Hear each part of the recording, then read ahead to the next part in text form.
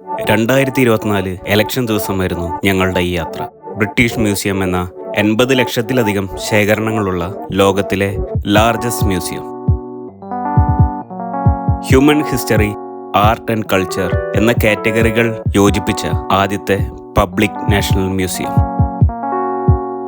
ഒരു പടുകൂറ്റൻ ബിൽഡിംഗ്, അതിലേക്ക് കയറാൻ വരിവരികളായി ക്യൂ നിൽക്കുന്ന ആ കാഴ്ച കണ്ടപ്പോൾ ഞങ്ങളൊന്ന് പിൻവലിഞ്ഞെങ്കിലും എന്തായാലും നനഞ്ഞു, ഇനി കുളിച്ചു കയറാം എന്ന മൈൻഡ് സെറ്റോടെ ഞങ്ങളും നിന്നു. പിന്നീടാണ് ഞങ്ങൾ അറിഞ്ഞത് ഞങ്ങൾ ഇപ്പോൾ നിൽക്കുന്ന ക്യൂ ടൈം സ്ലോട്ട് ബുക്ക് ചെയ്തവർക്കാണെന്നും സ്ലോട്ട് ഇല്ലാത്തവർ പിൻവാതിലിൽ നിന്നാണ് എൻട്രി എന്നും. അതൊരു മോയെ മൊമെന്റ് ആയിരുന്നു. ബാഗുകൾ കയ്യിലുണ്ടെങ്കിൽ ചെക്കിംഗ് കഴിഞ്ഞാണ് അകത്തേക്ക് കയറ്റുക. അതിശയത്തോടെ പറഞ്ഞേ പറ്റൂ, ഈ മ്യൂസിയം തികച്ചും ഫ്രീ എൻട്രിയാണ്.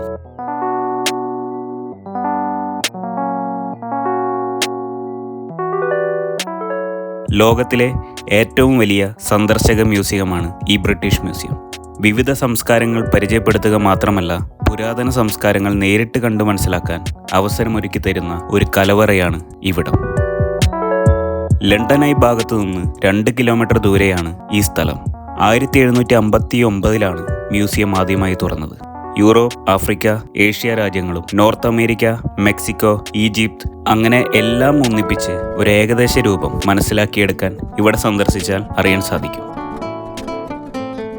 BC 4-ാം നൂറ്റാണ്ടിൽ ഗ്രീക്കിൽ നിർമ്മിച്ച ശവകുടീരങ്ങളുടെ ഭാഗങ്ങളും ഇവിടെ കാണാനാകും. ഓരോ ശില്പങ്ങളും ഓരോ കാലഘട്ടത്തിന്റെ കഥ പറഞ്ഞു തരും. 8000 വർഷങ്ങൾക്ക് മുമ്പാണ് ലോഹങ്ങൾ ഉപയോഗിച്ച് തുടങ്ങിയത്. എന്നാൽ 12000 വർഷം മുമ്പ് തന്നെ ഏഷ്യൻ രാജ്യങ്ങളിൽ കൃഷി ചെയ്യാൻ തുടങ്ങിയിരുന്നു. സ്റ്റോൺ ഏജ് കഴിഞ്ഞ് വെങ്കലയുഗത്തിൽ പണിയായുധങ്ങൾ വന്നു തുടങ്ങി. അതോടൊപ്പം തന്നെ ആഭരണങ്ങൾ വന്നതിൻ്റെ തെളിവുകളും ഇവിടെ നിന്ന് കാണാൻ സാധിക്കും.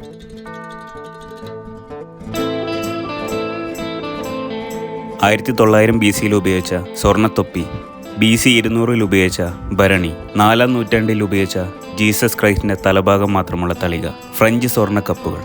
30,000 വർഷം മുമ്പ് മുതൽ ജാപ്പനീസ് ദ്വീപുകളിൽ മനുഷ്യവാസം ഉണ്ടായിരുന്നു എന്ന് തെളിയിക്കപ്പെടുന്ന സാംസ്കാരിക തെളിവുകൾ.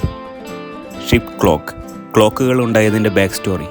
അതുപോലെ തന്നെ വിവിധതരം ക്ലോക്കുകൾ, പഴയ ആയുധങ്ങൾ, റോമൻ കാലഘട്ടത്തിലെ ഗോൾഡ് ഓർണമെന്റ്സ്, നൂറ്റാണ്ടുകൾക്ക് മുമ്പ് ഉപയോഗിച്ചിരുന്ന വിവിധതരം ഡ്രസ്സുകൾ, ബ്രിട്ടനിലെ ആദ്യത്തെ നാണയങ്ങൾ, കളിമണ്ണ് കൊണ്ടും സ്ഫടികം കൊണ്ടുമുള്ളതുമായുള്ള വിവിധ തരം പാത്രങ്ങൾ, പെയിന്റിങ്ങുകൾ, ഗ്രീക്ക് വൈൻ ജാറുകൾ, തടി കൊണ്ടും വെങ്കലം കൊണ്ടും മാർബിൾ കൊണ്ടുമെല്ലാം നിർമ്മിച്ചെടുത്ത പലതരം കലാരൂപങ്ങളും മനുഷ്യരൂപങ്ങളും, ഈജിപ്ത് അവശേഷിപ്പുകൾ, മെസപ്പൊട്ടാമിയൻ അവശേഷിപ്പുകൾ, മമ്മികൾ, ജാപ്പനീസ്, ചൈനീസ്, കൊറിയൻ വസ്തുക്കൾ, ഇന്ത്യൻ, ശ്രീലങ്കൻ ബുദ്ധ ആർട്ടുകൾ എന്നുവേണ്ട എണ്ണിയാലൊടുങ്ങാത്ത ശേഖരങ്ങളാണ് ഈ 9 ലക്ഷം സ്ക്വയർ ഫീറ്റോളം വരുന്ന ഈ വലിയ മ്യൂസിയം നിറയെ. 3 തട്ടുകളായി 100-ലധികം പ്രദർശനശാലകൾ ഈ മ്യൂസിയത്തിലുണ്ട്. അതെല്ലാം കണ്ടു തീർക്കാൻ ഈ ഒരു ദിവസം മാത്രം പോരാ. ഒരു ദിവസം കൊണ്ട് കണ്ടു തീരുന്നതല്ല ഇവിടുത്തെ കാഴ്ചകൾ. 2-3 ദിവസം എടുത്ത് കണ്ടു തീർക്കേണ്ടി വരും ഇത് മൊത്തത്തിലൊന്ന് മനസ്സിലാക്കിയെടുക്കുക.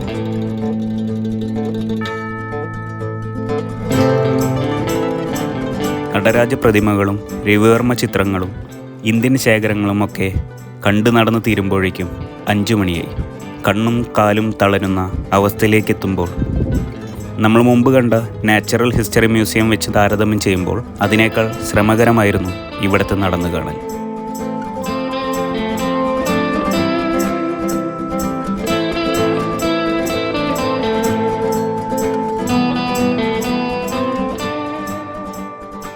സത്യത്തിൽ നേരായ വഴിക്കോ അല്ലാതെയോ കളക്ട് ചെയ്ത പല വസ്തുക്കളാണ് ഇവിടെയുള്ളത്. മറ്റുള്ളവർ സൂക്ഷിക്കുന്നതിനേക്കാൾ കൂടുതൽ എല്ലാം വളരെ നല്ല രീതിയിൽ ഇവരിവിടെ വ്യക്തമായി കാണാനാകും വിധത്തിൽ അറേഞ്ച് ചെയ്ത് എക്സിബിറ്റ് ചെയ്യുന്നുണ്ട്.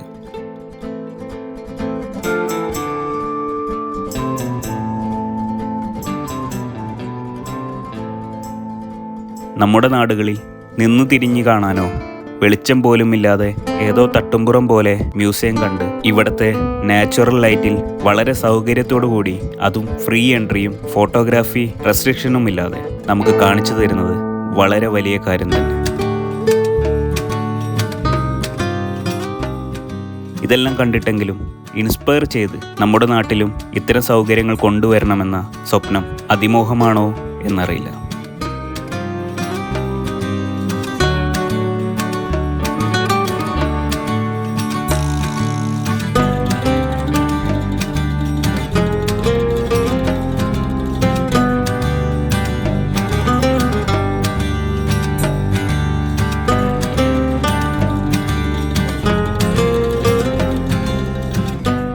The great shrine at Amaravati.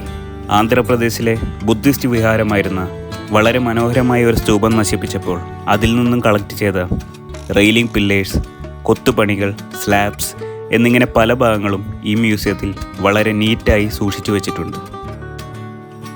അത് ഏതെല്ലാം ഭാഗത്തെയാണെന്ന് മനസ്സിലാക്കാൻ 3D ആനിമേഷൻ വീഡിയോയും ഡിസ്പ്ലേ ചെയ്തു തരുന്നു ഇവിടെ.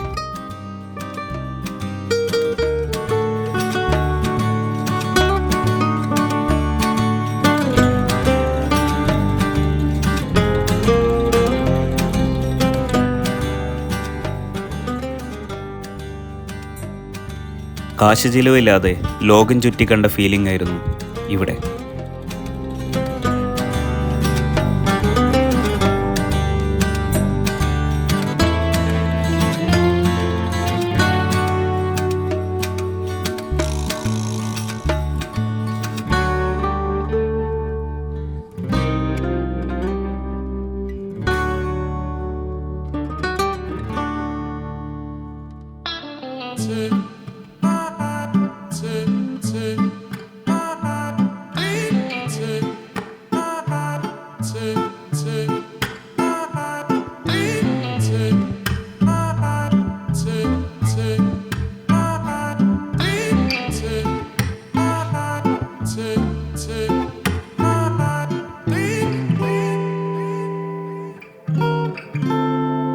ലണ്ടൻ നാച്ചുറൽ ഹിസ്റ്ററി മ്യൂസിയത്തിൽ മോസ്റ്റ് ഹൈലൈറ്റഡ് സ്പേസ് എന്നത് ഡൈനോസേഴ്സ് ഉള്ള ഭാഗമായിരുന്നു.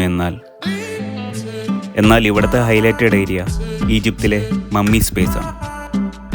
റൂം നമ്പർ 66-ൽ 3400 BC-യിലെ മമ്മി രൂപങ്ങളും 4-ാം നമ്പർ റൂമിൽ ബ്ലാക്ക് ഗ്രാനൈറ്റിലുള്ള 1850 BC-യിലെ സ്റ്റാച്ചുകളും കാണാം. 1350 BC-യിലെയും 1250 BC-യിലെയും ലൈംസ്റ്റോൺ രൂപങ്ങളും റൂം നമ്പർ 63-ൽ 1250 BC പഴക്കമുള്ള മമ്മി കേസുകളും ബുക്ക് ഓഫ് ഡെഡിലെ ഏടുകളും 664-332 BC-യിലെ ബ്രോൺസിലുള്ള ഈജിപ്ഷ്യൻ കാറ്റ് സ്റ്റാച്യുവും ഇവിടെ നിന്ന് കാണാൻ സാധിക്കും.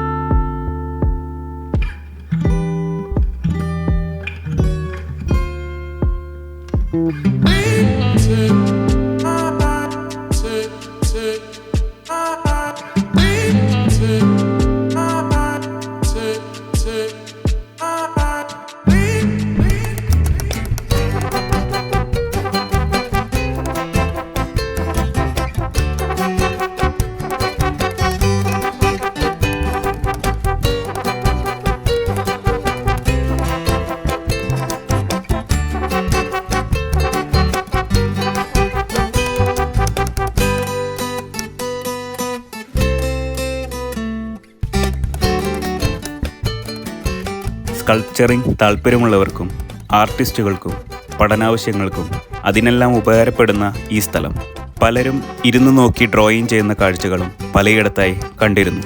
മറ്റെല്ലാ ഭാഗത്തു നിന്നും ആളുകളെ കണ്ടെങ്കിലും ഇന്ത്യൻസായി 1-2 ആളുകളെ മാത്രം കണ്ടപ്പോൾ മനസ്സിലായി എന്തുകൊണ്ടാണ് നമുക്ക് മാത്രം കലയോടുള്ള കാഴ്ചപ്പാട് കുറഞ്ഞു പോയതെന്ന്.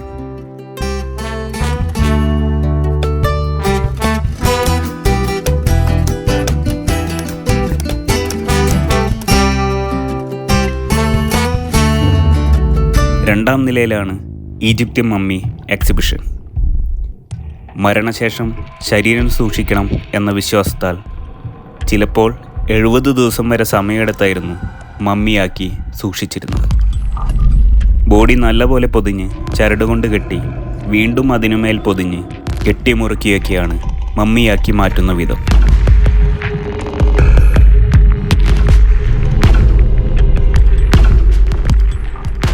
ക്ലിയോപാട്ര എന്ന യങ് വുമൺ മമ്മിയും ഇവിടെ സ്കാനിലൂടെയുള്ള രൂപം കാണാനും അതിനെക്കുറിച്ചുള്ള വിവരങ്ങൾ നേരിട്ട് കണ്ടു മനസ്സിലാക്കാനും ഭാഗ്യം ലഭിച്ചു.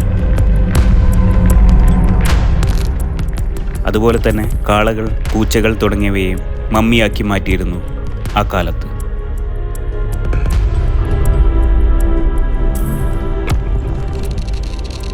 പലതരം മമ്മികളും കേസുകളും സ്ക്രിപ്റ്റുകളും നേരിട്ട് കണ്ടു മനസ്സിലാക്കാൻ സാധിക്കുന്ന ഒരു അവസരമായിരുന്നു ഇവിടെ നിന്ന് ലഭിച്ചത്.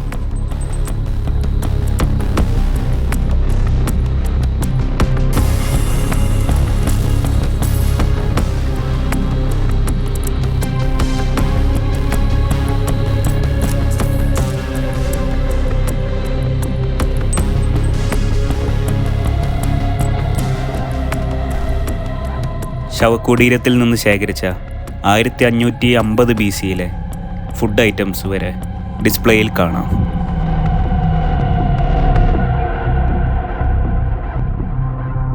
അതുപോലെ തന്നെ ഓൾഡസ്റ്റ് സിവിലൈസേഷൻ എന്ന് പണ്ട് നമ്മൾ പഠിച്ചിരുന്ന മെസൊപ്പൊട്ടാമിയൻ ഹിസ്റ്റോറിക്കൽ എവിഡൻസും തൊട്ടടുത്ത മുറിയിൽ തന്നെ എക്സിബിറ്റ് ചെയ്തിട്ടുണ്ട്.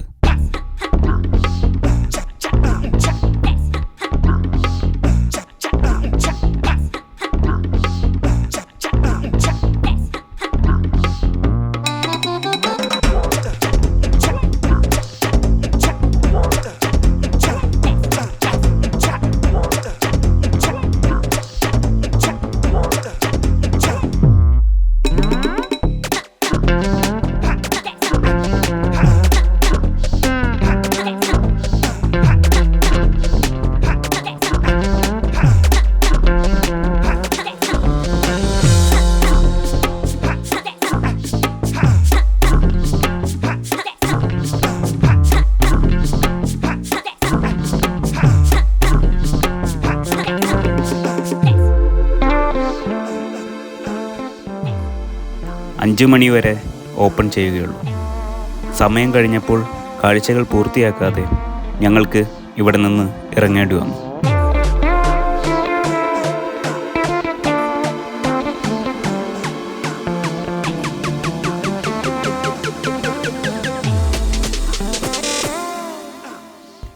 സ്ട്രീറ്റിലേക്ക് ഫേസ് ചെയ്ത് നിൽക്കുന്ന 44 പില്ലറുകൾ, അതും 45 അടി ഉയരത്തിലുള്ളതാണ്. തിരികെ ലണ്ടനായി വഴി പോകുമ്പോൾ വാക്കി ടോക്കി പറയുന്നു, കാഴ്ചകൾ അവസാനിക്കുന്നില്ല, കൂടുതൽ കാഴ്ചകളും വിശേഷങ്ങളുമായി മറ്റൊരു സ്ഥലം പരിചയപ്പെടുത്താൻ ഇനിയും വരാം. അതുവരയ്ക്കും ബൈ ബൈ.